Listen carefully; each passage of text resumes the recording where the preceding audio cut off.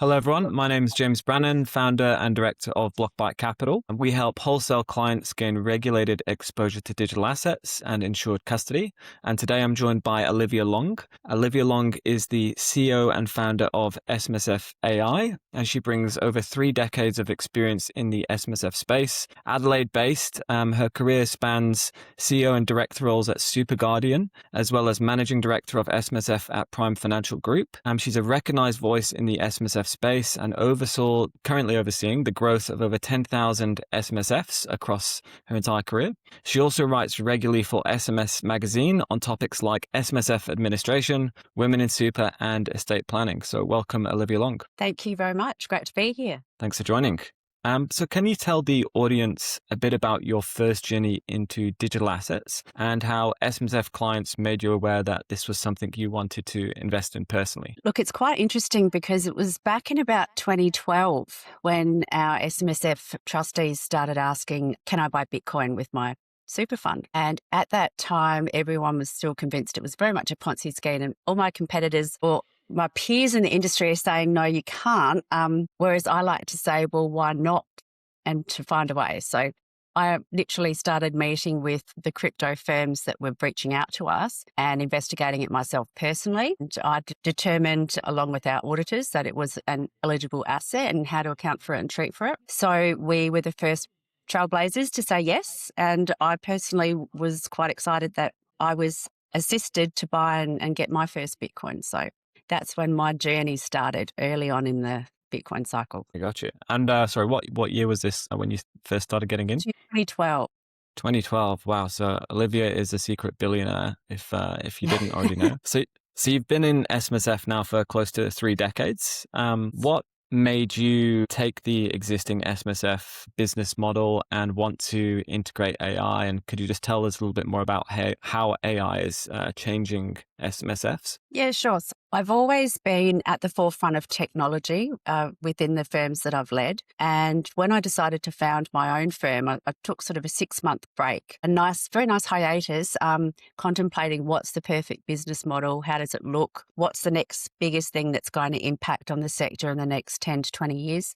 And the 2 things that I determined was obviously the first being AI and what impact that was actually going to have on resourcing and the accounting staff that basically sit offshore doing most of the accounting for most Australian firms, but also the reducing number of financial advisors in Australia. A lot of people don't realise that in 2019, we had 26,500 registered licensed advisors. Today, we just have just over 15,000. So that's a significant drop. And so we've got the least number of advisors we've ever had when we're about to have the biggest intergenerational wealth transfer Australia's also ever seen. So when I'm sitting back and thinking, okay, if we're building a next gen product, it's going to have to be something that's efficient, intuitive, easy for people to automate, so there's less admin, and basically something where the everyday Australian can set up and easily run an SMSF without needing to go to a financial advisor because they're simply not going to be able to. And so initially, the AI technology that we used to leverage in the business was used to make running it easier. And that is that at the end of every year, trustees get a set of financial statements, which many of them don't understand. So they sign off on them electronically and let them go. And they actually really don't understand how to calculate rate of return, how their fund's performing. They can see figures going up and down, but they don't actually understand most of the underlying SMSF info.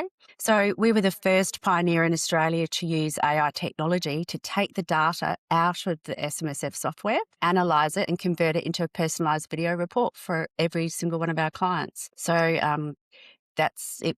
That was very exciting. Forbes research indicates that trustees or people in general retain 95% of what they hear and see versus 10% of what they read. And what we tend to find is that people watch the video, because it's only 3.5 minutes, several times over. And so they're actually really thinking about their SMSF, and that's what we want our clients to do at the end of the day. That's a really good use case of AI and one that's very exciting in the SMSF accounting and portfolio review space. So congrats on launching that. In terms of some of the new trustees that you're seeing register for SMSFs, Could you tell us a little bit about what that demographic looks like? What are they investing into, and how is that shifting over the course of your career? Okay, so 20 years ago, for example, people setting up SMSFs were usually aged over 50, if not more. They were nearing retirement, and it was usually on the recommendation of a financial advisor who would then assist them with running them. And running them was quite complicated. These days, because of technology and because information is so readily available, we're seeing that the younger generation, the 35 to 50-year-old max, actually leading the charge with establishing self-managed funds at the moment. And we're seeing on average about 3,500 new SMSFs every month. So the younger demographic are saying, firstly, they like digital assets. And if you want to get into digital assets in a direct way, the only way to do it with your super is via an SMSF. So that tends to be one of the primary driving factors for a lot of them. But it's also more around just being more aware. If you think of people aged 25 to say 35, many of them aren't going to be able to, or they need to be able to save and learn how to invest because they're not going to be able to afford to buy a home or a house. It's unaffordable or unattainable for many people. So they start to understand investments. And then once they understand investments, they realize that superannuation is actually a real for them. For many of them, they're the largest asset that they actually have. So they want to make the most of it, which I think is fantastic. Yeah, gotcha. And of that demographic, I know you kind of only have visibility of your own book and whatever they publish publicly, but how many SMSFs are you seeing invest in digital assets these days compared to, well, obviously 20 years ago, there was no investing in digital assets, but if you could say a percentage, what would that look like today? As a percentage of my SMSFs, I'd say 80%. But that's Wow. probably because we specialise in that space. So there's a number that don't. But I was recently at a trustee day where the room would have been full of trustees over the age of 70, predominantly. And I asked the question, how many of you would like to invest in digital assets? You just don't know how to or where to start. And nearly half the room put their hands up. And part of the problem there is the trustees that are advised have been going to their financial advisors and saying, how do I get some Bitcoin or how do I do this? And their advisors are talking them out of it because their advisors don't have, or they're not licensed to actually provide advice on it. So instead of saying, this is how you do it or referring them elsewhere, they just get told not to. So it's been an interesting journey in watching the industry evolve as people start to realise that actually they can do it and how to do it. Absolutely. I think one of the interesting changes that we've got coming up in Australia finally is digital assets are going to be brought under ASIC's AFSL licensing regime. And hopefully as part of that, we see advisors and license holders bring digital assets under their license so that, advisors can actually start having those conversations. Whereas, I've probably spoken to 100 advisors over the last 12 months, and I'd say over 90% of them are just like, we can't talk about this with clients. And so there's also this education gap that's formed because why learn about it if we can't talk about it, right? So lots of changes coming, which is good. Now, in terms of your clients and people that put digital assets in their SMSF portfolio, what are some of the key challenges with bringing digital assets into an SMSF? I've heard that auditors don't particularly like digital assets when it comes to super. Could you talk us through some of those problems and also how to avoid them or solve them? Sure. So the first challenge would be transferring the cash from the SMSF bank account to an exchange or a provider. Many of the banks, most all of them, actually block the transfers. Trustees don't realise that that's going to happen until they've done it. So we've had clients, for example, that have made even just a $5,000 transfer out of their SMSF, and the bank has gone and frozen not just the SMSF account, but every single one of their accounts, including their business trading accounts. So like in that circumstances, that renders people absolutely frozen because they weren't able to pay their suppliers or their employees. So one of the first recommendations that we make to our clients is that they hold their SMSF bank account separately to all their other accounts for that purpose, but also finding a crypto-friendly bank account that you can use that does permit the transfers is also part of the challenge. So that would be the primary one that people have. And then when it comes to audits, let's say somebody's managed to invest, what kind of challenges do people see then? Okay, so what a lot of people don't realise is with an SMSF, unlike other vehicles, The auditors actually have to view and see source documentation for every single transaction that happens in the year. And that's why administrators like us need to charge a fee, because there's a lot of work involved in making sure that we get all of that information to provide to the auditor to be able to, so that they can sign off on the audits. And the auditor numbers in Australia are declining almost as rapidly as financial advisors, because the auditors' requirements and the standards are becoming tougher and tougher, and they're the ones that are actually at risk if they sign off on an SMSF audit and it's not compliant. So for that reason, the biggest challenge that digital assets have is verifying that they exist and verifying that the transactions have been in the name of the SMSF and that they are stored appropriately for an SMSF.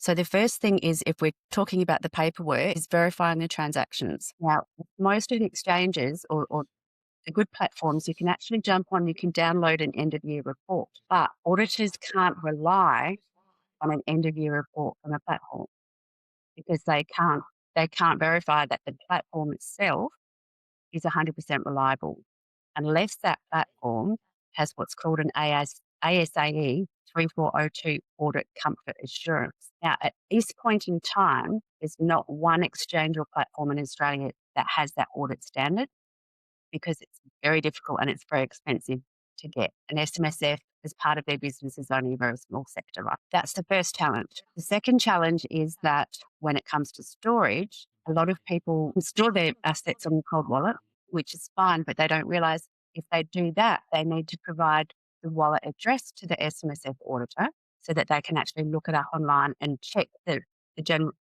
electronic ledger to make sure, again, that the assets are held in the name of the SMSF, what the transactions activities were, and to verify that they still exist as at 30 June and as per the financial statements. So from an auditor's perspective, there's a lot of work involved in a fund that has crypto for that reason. And that's why investors might find that they pay more for SMSF admin and audit if they have digital assets in the fund, that they have to weigh up, well, they might be paying more, but other benefits that they're achieving out of that investment worthwhile. And I'd say every single one of my clients would declare absolutely yes, that I've seen invest in that space. So for that reason, at this point, people need to make sure that they're dealing with the AUSTRAC registered exchange if they're investing as a starting point.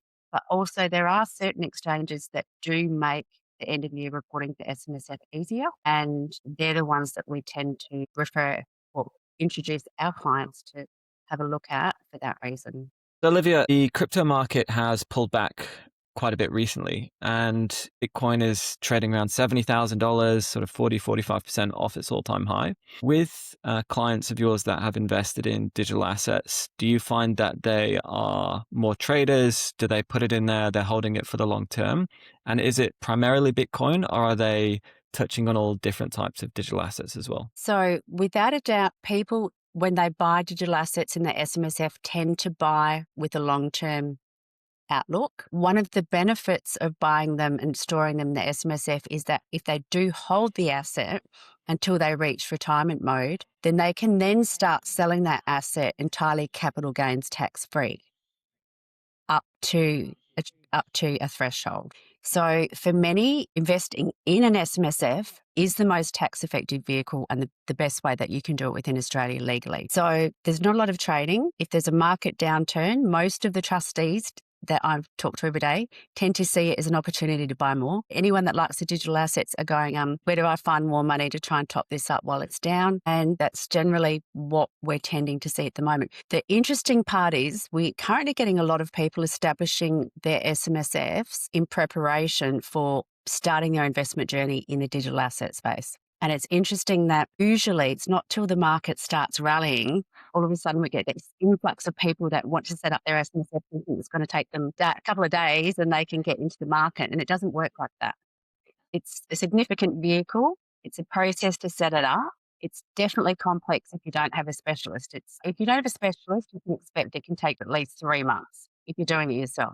You're working with an expert like us, at best, they're going to get it done within 3 to 4 weeks. So instead of waiting until the market rallies, if it's something you want to do, it's better to get your structure in place, get everything set up and be prepared. And for somebody who's completely unfamiliar with an SMSF and what the process looks like, could you just at a high level, what's required? I want to set up an SMSF. What do I need to do? Okay.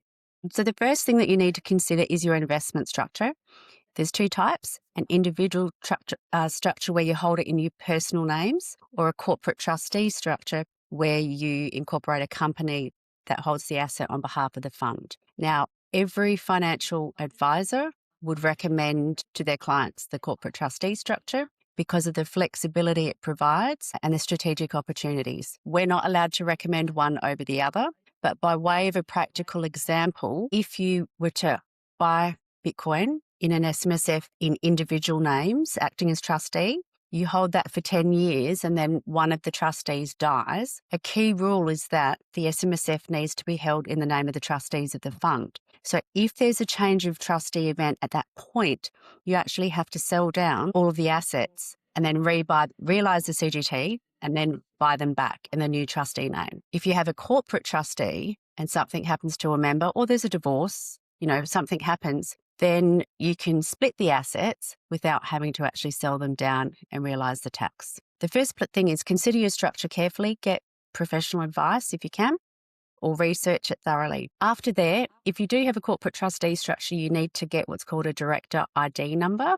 Now, it's similar to, you've got a tax file number with the ATO. If you're going to have a company with ASIC, you need a director ID number. And that's a pretty simple process. From there, you literally contact an administrator, you give them your details, and they go from there. So, for example, we would have the actual vehicle established within a day, but it takes the ATO anywhere from 2 to 4 weeks, but generally about 2, to make it what's called a complying self-managed super fund. And because it is an actual vehicle, it needs its own ABN and tax file number. So once that information is provided by the ATO, then you're able to open a bank account for the SMSF, and that's vital, so that the bank account for the fund is the source of truth for everything. So once that account's opened, you can make personal contributions into the SMSF subject to contribution limits, and your SMSF administrator can arrange rollovers from your current provider into the SMSF for you. Literally, once the cash is in the account, that's the point where people are just absolutely delighted. Like they can't believe they're finally in control, and it becomes really real to them. And that's when they sit down, they look at their investment strategy, which is part of the equation. You need to have a documented strategy as to what you're going to do. And that's when they start the process of deciding how they're going to, firstly, what their asset allocation is going to be and where and how they're going to invest it. Gotcha. Thanks for that.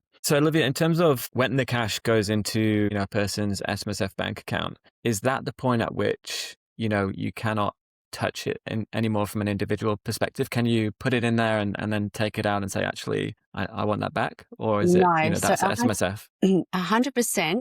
The key rule with super or a self-managed fund is it's your money, but not yet. So you're still subject to the same superannuation preservation rules as everybody else and other funds. And that is that you cannot access that money unless you satisfy a condition of release. So generally for most people, that's age 60 if they're going to retire, or it's scaled, but definitely do not withdraw it for personal use. As soon as you do that, the ATO will find out and the auditor will report it, and there will be consequences. So strongly recommend against that. Gotcha. And just in terms of consequences, is that usually like in the form of financial penalties? There those are kind of things? financial penalties, but in some cases, trustees can even face jail. Wow. Okay. So it's pretty significant. It's a key rule. So there are a few other key rules to think of. So a few key rules to think of when you're running an SMSF are that it's your money, but not yet, as we said. Every transaction needs to be on arm's length basis. So that means that, for example, you can't acquire a residential property from yourself. You can't actually acquire in the fund any assets from yourself other than business real property, which is the only exception, which is great.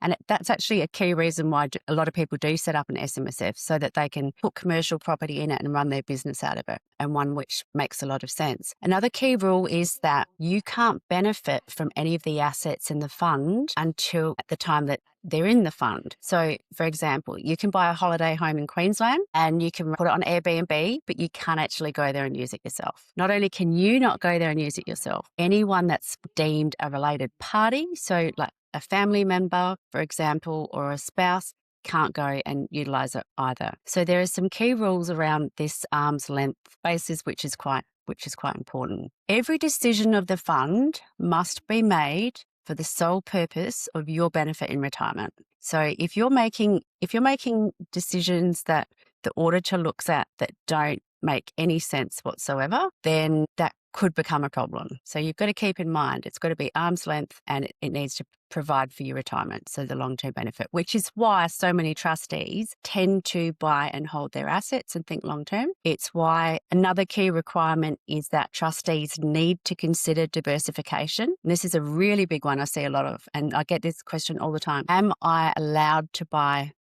Bitcoin and just hold Bitcoin in my super fund? And the answer is technically yes, you can, provided that you document it and minute it accordingly in the appropriate way. But should you really is what you need to be considering in your role as trustee. So there's a term that's called the prudent person test, and it's like, would a prudent person make that decision? But what I've tend to see over the years is people might start, especially younger people, start with just a lot of Bitcoin, and Ethereum tends to be the other one that goes hand in hand, Bitcoin and Ethereum. They'll start with that. They'll accumulate enough or significant enough wealth with just those two assets that they go, oh, okay, maybe now I need to start diversifying a little bit, because if something goes wrong here, I'll be in strife. And then they tend to move into property, or a lot of them actually move into bullion. So diversification, it depends. A lot of things people need to consider. How long do they have to retirement?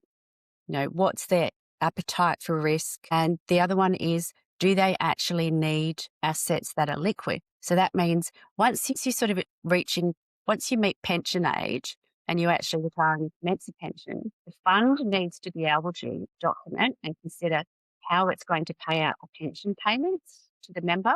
Because even if the member is wealthy enough outside of the SMSF that they don't need the money, PTO rules are that you have to take a percentage out every year. Just starting as an example. How are they going to pay that 4% out? Are they going to have a cash reserve sitting there? Are they going to start selling down some of their crypto to do that?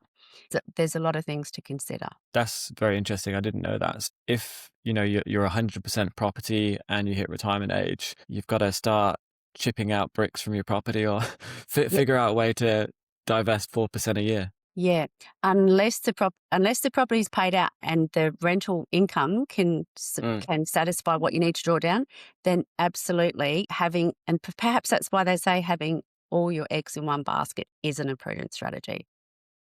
Yep, makes sense. In terms of rolling over from an industry super fund into an SMSF, I've heard people say that can be a bit of a nightmare. Okay. Can you talk us through why people are leaving industry super funds, from your perspective, and also why is it a bit difficult sometimes? Okay, so in 2025, the average industry super fund return was 8 to 9%, right? People are saying, I can achieve far better results if I'm managing my money personally. So that's one of the reasons why they're going, okay, I want to move out.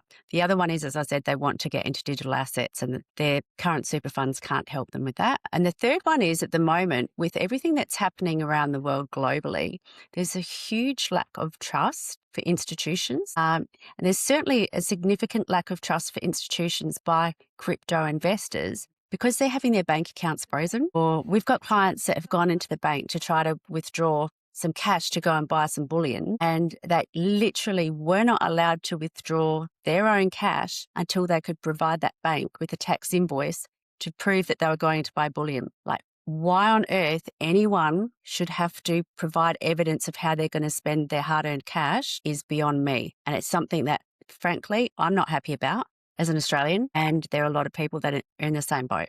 So then they're looking at their super, they're looking at the cost of living, they're looking at how their super is currently performing, and they're going, I'm not going to be able to retire in this. I need to do something with this now, or else when I get to retirement, I'm stuffed. Because retirement, people are realising retirement's no longer a retirement check and you can retire and you're done. It actually is the beginning of what is going to be another potentially 20, 30 years of your life. So you need to work out, how are you going to pay yourself for 30 years? What's your salary going to be? It's far greater than what many people realize. And when people are caught up in their 30s and 40s raising kids, it's usually not until their 50s that the kids are grown up and they've got some headspace to start thinking about investments. And by then, they've lost the biggest benefit that they can have when it comes to investing, and that is the power of time and compounding. And how much does somebody need to budget for? Obviously, it depends on factors like lifestyle and how much you like to do trips around the world. But Yeah. roughly speaking, somebody retires at 65 years old. How much do they need? I can't answer that question because of that reason. Every individual is different, and what assets they hold outside super might vary to what they hold inside of super. I think the question is that people need to start thinking about it and then jump online. There are some awesome super calculators that you can go to, or even on your own superannuation pages, and say, how much will I need to retire on? Makes sense. So if you are contemplating that, then punch in your numbers, see how much you're spending, how many trips you want to do, and you can get some information on that. In terms of if people want to find a little bit more about what SMSF AI does, where can they find you, and what sort of the best resources they should look towards? Sure. So they should come to our website, which is smsfai.com.au. Get in touch with us, though, because we have a YouTube channel that has over 10,000 subscribers where we publish a lot of content, a lot of video information about how to do things, and just really speaking in plain, simple terms about how SMSFs operate and how things run, which people are finding very valuable. But we've also started a school community, and that's another online forum where there's a significant amount of education there, where people can jump online and in their own time watch the videos and work through the education tools themselves. But what is going to become more important than ever in life going forward is taking control of your own financial future and self-education. Because when you come into wealth, for example, those that are going to inherit money, it's going to be almost impossible to find a financial advisor to help you. Got 2 or 3 more questions, actually. The first one is around custody in an SMSF. So with share trading platforms, people are generally familiar with how to buy and sell shares, and the platforms themselves have these things called holder identification numbers, and that's kind of broadly taken care of. People trust, CMC Markets or ComSec to hold their shares. With crypto, it's a little bit different. You can leave the assets on an exchange, or you can actually self-custody those assets and take control of your own private keys and seed phrase. From an SMSF perspective, is there a lean towards either option in terms of what's better, at least from a audit and compliance perspective, and how do your clients navigate that? Okay, so there's no option that's deemed better from a compliance requirement. I think, as I've mentioned, if you're storing it on a cold wallet, you will need to provide the wallet address to the auditor. If it's on an exchange, you'll need to provide the appropriate reports from the exchange on an annual basis. But the auditors still can't rely on those reports at this point in time. So what will happen is your financial statements will get qualified, but to say that the auditor can't verify that those transactions exist, but that's the point of what will happen. But I'll talk through self-custody on a wallet, and I can speak from experience here, is a lot of people download firstly, if you don't know anything about crypto, it's really hard to work out how a wallet operates and to set up seed phrase and all the rest. So if you don't want to spend the time finding out, I say leave it with the exchange. Keep it simple. However, if it's going to be on a cold wallet, realize that wallet actually has software that needs to be updated regularly. So you can't just grab your wallet like I did, put it away in a vault and pull it out, 10 years later or whatever, and then go to use it and all of a sudden find that your wallets can't be used because the software is not up to date. And then you go to download software to try and update it online. Every firewall is going to block you because you're trying to download this software that it doesn't like. And, there's not a lot of places to go that can help you with that challenge. And there's nothing more frightening for somebody than losing and sadly, I've spoken to so many people who have had that happen to them. So if you want the ultimate peace of mind, leave it with a reputable exchange or broker or on a reputable platform. But if it's on a cold wallet, get educated about what you need to do to keep it up to date and where to store it. And the second thing that I see every day, and it breaks my heart, is individuals who download it have their seed phrase, but no one else knows about it. And every client I talk to, I say, who knows or has this backup information if you die? And they go, well, no one. I'm like, okay, you need to address that right now, because there's no point acquiring all this wealth and then not having anyone be able to access it if something happens to you. So that would be my final tip.